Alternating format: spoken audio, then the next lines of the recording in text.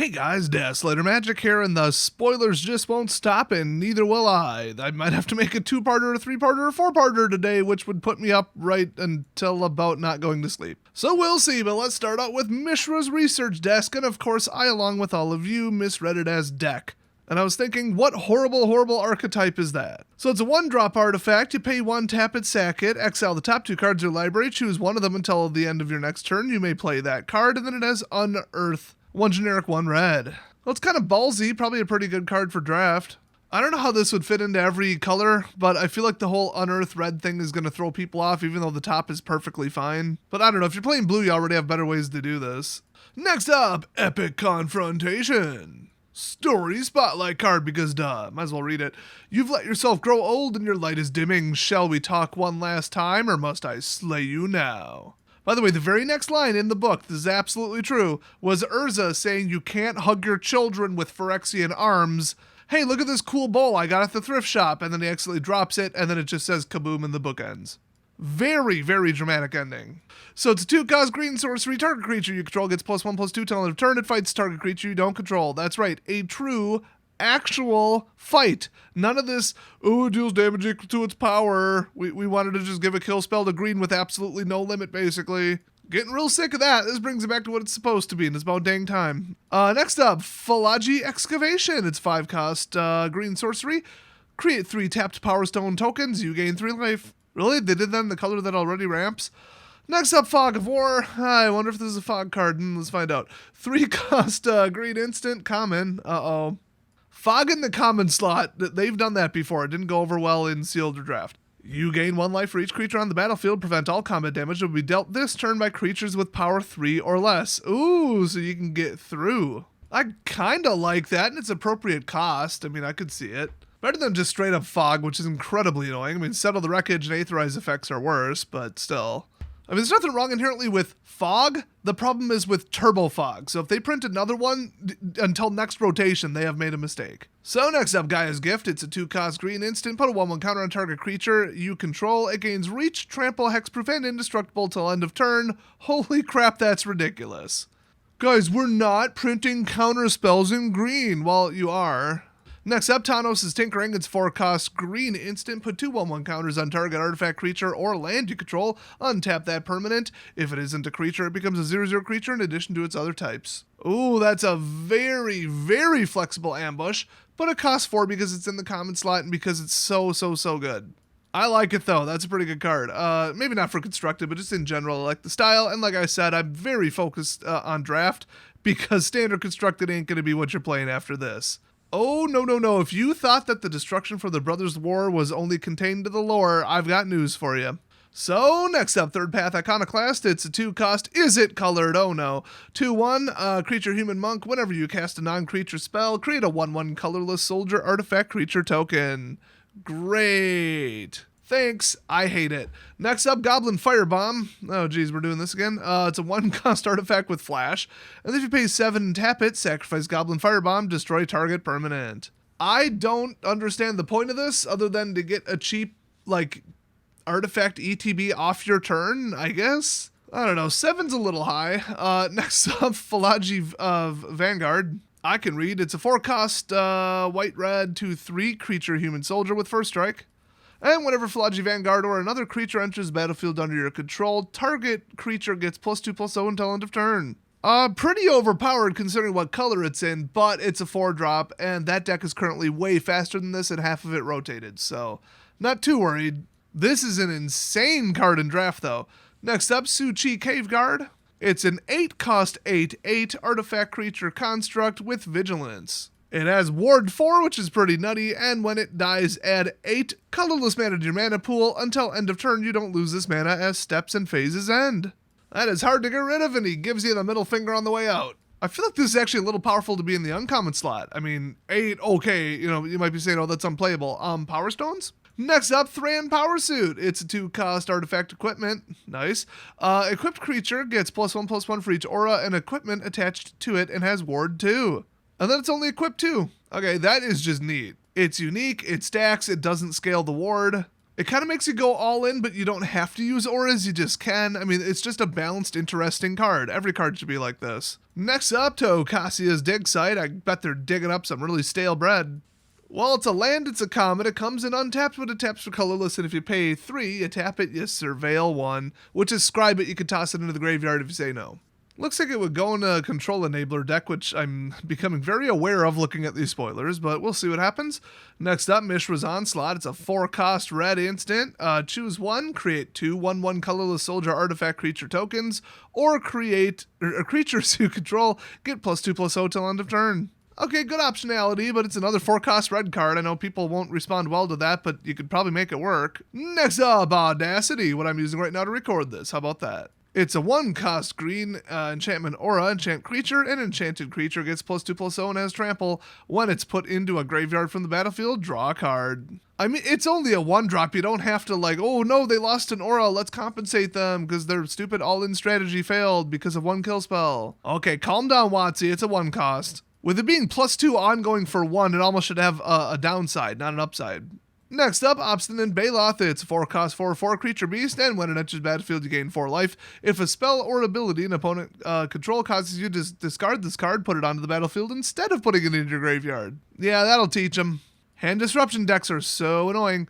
Next up, Fortified Beachhead. Okay, this is a dual color, but non-plains, non-island, just land. It's a rare. And as it enters the battlefield, you may reveal a soldier card from your hand. Fortified Beachhead enters the battlefield tapped unless you reveal a soldier card this way, or if you already control a soldier. And then it taps for both colors, and if you pay 5 and tap it, soldiers you control get +1/+1 till end of turn. Weirdly specific, but still kinda neat. Next up, Brotherhood's End. It's a 3-cost double red sorcery. Jeez, they're going nuts on the mono red. Choose 1. Brotherhood's End deals 3 damage to each creature and each planeswalker for 3 mana, or destroy all artifacts with mana value 3 or less. Okay, I got you a little excited if you weren't looking at the screen. Oh no, story spotlight, duh. 3 damage to each creature and each planeswalker, sorcery speed but still, 3 cost but still, double red but still. That is insane. And then the bottom one, oops, there goes your power stones. I mean, red does destroy artifacts. I'm actually kind of glad to see this to balance out the whole set. But it's a rare. Okay, you ain't pulling this in a draft. I mean, I agree with it existing. I almost kind of wish it was colorless, but they would never do that. Nor should they, but it would be funny. But I feel like from their perspective, they almost shouldn't have printed this, because it kind of just takes the entire set and goes, yeah, but this one card could completely shut down any archetype that is like artifact heavy, which is pretty much the whole set. I mean, yeah, okay, there's like humans and go wide and whatever, but the 2 factions that are actually competitive that we actually care about, yeah, they run artifacts. Oh, and then this blows up the go wide humans too, because 3 damage to each creature. Oh, and it takes out Super Friends. This card's going a little far. It is purely defensive, but still. Like I said, I'm on the fence. I lean towards, I like it. I like that it exists. I like it being able to shut down really obnoxious archetypes. But at the same time, I don't play red. Red-blue's going to be a thing, and that's annoying enough. I don't know. A lot could go right or wrong with this. I don't know. Next up, hey, speaking of that thing I just said, one with the multiverse. An 8-cost blue mythic enchantment. What could possibly go wrong? By the way, I assume that's Urza getting his spark. It says story spotlight, so yeah, sure. I mean, some superheroes get their powers from, like, you know, radioactive waste, but he got it from a giant Sylex nuke. I'm going to say they copied the finale of Stargate SG-1, even though it came out, like, probably 10 years before that. Alright, what does this disaster do? You may look at the top card of your library anytime. Alright, you may play lands and cast spells from the top of your library. Remember, Reality Chip is a 2-cost blue creature, just saying.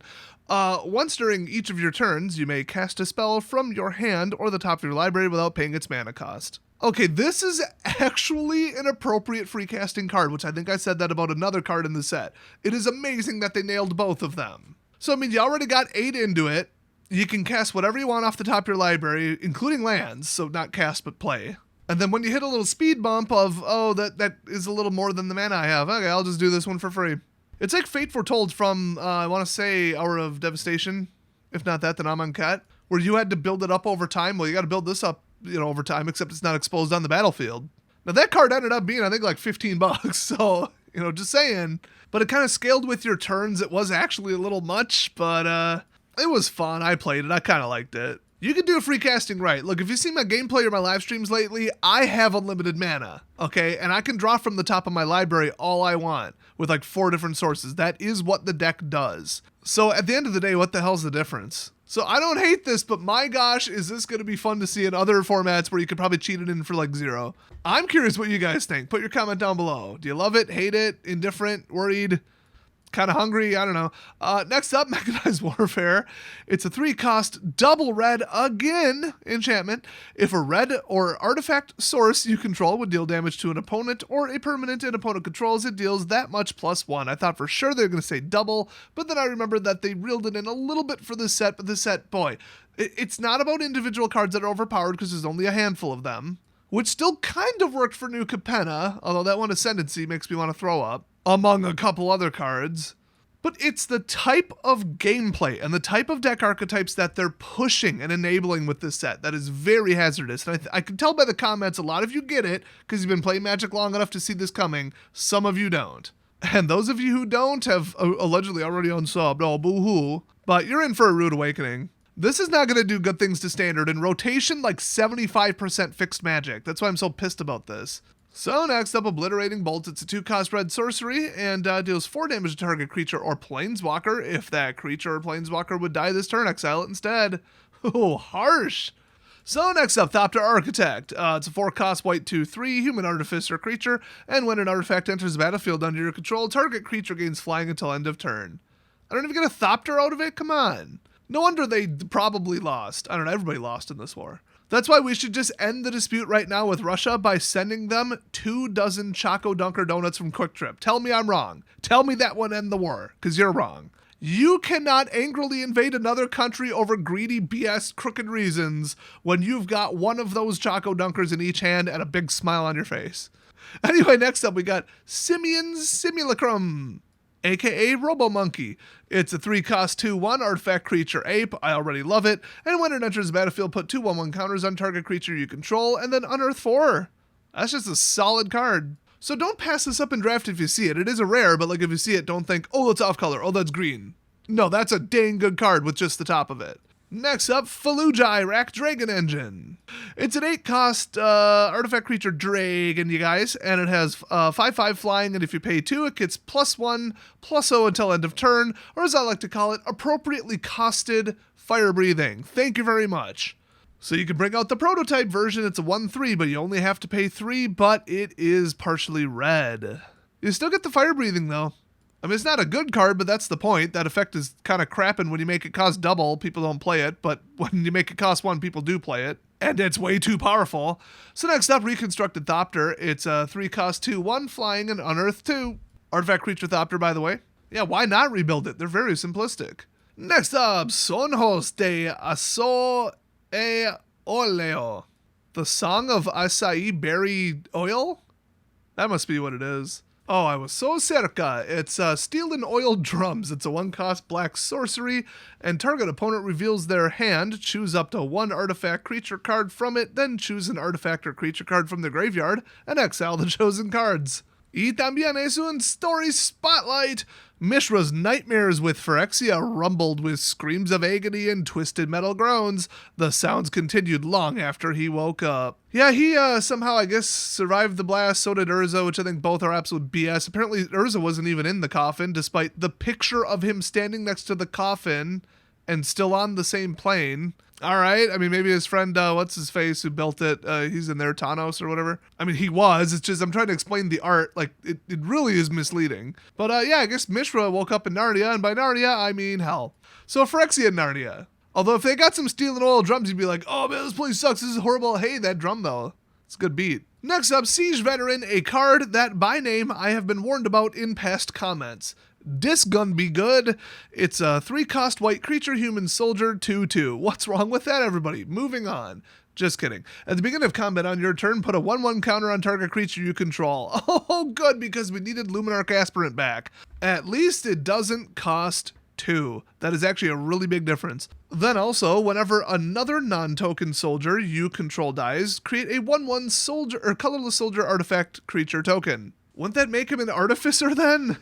Okay, so whenever something dies, they replace it with a crappy 1/1. I actually kind of like that effect. We really did not need free counters for doing nothing again, but the distance between 2 and 3 is so enormous. But like that stupid, what is it, something or other pup, that thing in that deck? Holy hell. I don't know, we'll see. I don't like it, but it's not an absolute atrocity. Look, you aren't going to end turn 3 with 2 of them, okay? This is not Luminarch Aspirant. Now, we do still have creature ETB life gain and go wide, and that's what I'm a little worried about. You could board wipe, and they'll just get it right back, and you won't hit the fatties. Although, they might...